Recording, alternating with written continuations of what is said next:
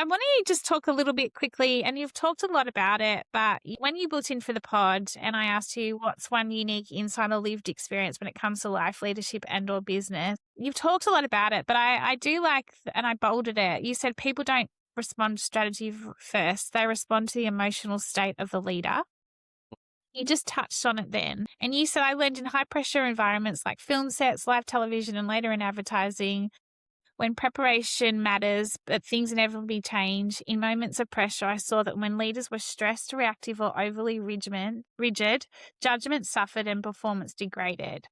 When leaders were calm, clear, in intent, and emotionally steady, teams adapted quickly and made better decisions in real time.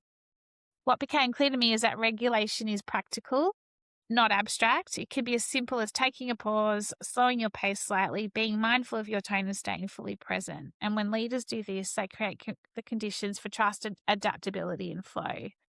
Yeah. You said the takeaway is simple but powerful. Before trying to fix the plan or the people, regulate your own state.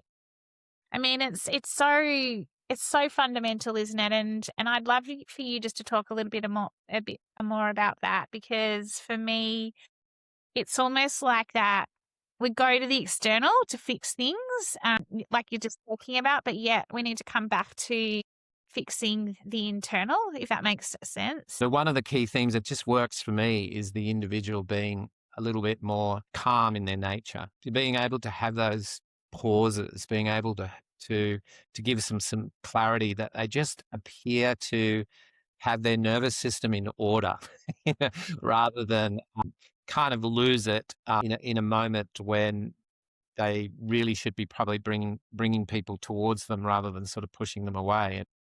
And I've seen some pretty high pressure situations where really big ideas have just kind of been lost, not born correctly, or just lost because the temperament of the leader just sort of destroyed the output before it was kind of created. But generally, when it comes to creativity, you need to have a lot more of understanding about flow state, a lot more understanding about your own breath work, and the ability to sort of pause and recalibrate and adjust accordingly.